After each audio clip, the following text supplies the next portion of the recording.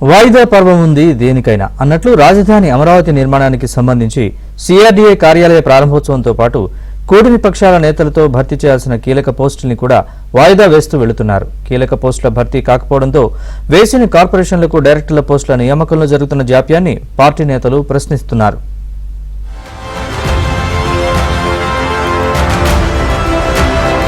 AP రాజధాని అమరావతి నిర్మాణం ఆశించిన రీతిలో జరగడం లేదని రాజధాని రైతులు తీవ్ర అసంతృప్తిలో ఉన్నారు. 46,000 కోట్ల రూపాయలకు టెండర్లను పిలిచి కాంట్రాక్టులు అప్పగించినప్పటికీ పనులు ఎందుకు ముందుకు సాగడం లేదని పలువురు ప్రశ్నిస్తున్నారు. దశాబ్ద కాలం గడిచినప్పటికీ నేటి వరకు భూ సమీకరణ కింద భూములు ఇచ్చిన రైతులకు రిటర్నబుల్ ప్లాట్లు ఎక్కడ ఉన్నాయో కూడా తెలియని విచిత్ర పరిస్థితి రాజధానిలో నెలకొంది. మరోవైపు రాజధానిలో ఎట్టకేలకు 15 నెలల తర్వాత భూసేకరణకు శుక్రవారం కేబినెట్ పచ్చజెండా ఊపింది.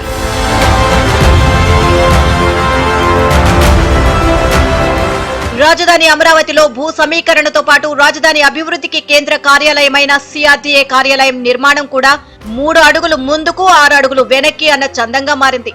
రాయపూడిలో నిర్మాణం అవుతున్న సిఆర్డీఏ కార్యాలయం ఇంటర్నల్ పనులు ఇవాల్టికి పూర్తి కాలేదు. డిజైన్ల మార్పు, స్థిరమైన నిర్ణయం లేకపోవడంతోనే ఈ పరిస్థితి తలెత్తిందని చెబుతున్నారు.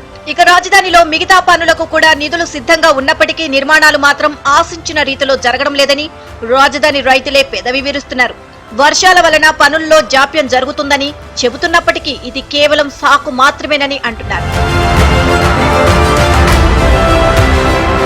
మరోవైపు పార్టీలో నియామక పదవుల రచ్చ ఇంకా కొనసాగుతూనే ఉంది. కొన్ని కీలక మార్కెట్ యార్డులు, కార్పొరేషన్లకు పదవులు ఇంకా భర్తీ కాలేదు. గుంటూరు మార్కెట్ యార్డుకు చైర్మన్ ను నేటికి నియమించలేకపోయారు.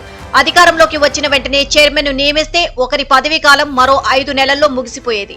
ఇటువంటి మార్కెట్ యార్డులు, ఇతర దేవస్థానాల పాలక మండళ్లు ఇంకా అనేకం ఉన్నాయని పార్టీ నేతలు గుర్తు చేస్తున్నారు. కార్పొరేషన్ చైర్మన్ పదవుల నియామకంలో కూడా అనూహ్య జాప్యం జరుగుతోంది. AP fibre net, AP digital corporation, AP ప్రణాళిక మండలితో పాటు మరికొన్ని కార్పొరేషన్ చైర్మన్ పదవులు నేటికి భర్తీ చేయలేకపోయారు. కూటమిలో భాగస్వామ్య పక్షాల నుంచి సరైన ప్రతిపాదనలు రాకపోవడం వల్లనే భర్తీలో జాప్యం జరుగుతుందని కూడా చెబుతున్నారు. దుర్గగుడి పాలక మండలి చైర్మన్ ను నియమించినప్పటికీ ఉత్తర్వులు ఇవ్వడంలో జాప్యం జరిగింది. చివరకు పాలక మండలి సభ్యులను కూడా నియమించాలని హిందూపురం ఎమ్మెల్యే బాలకృష్ణ స్థాయిలో జోక్యం చేసుకుంటే తప్ప నియామక ఉత్తర్వులు వెలువడలేదు.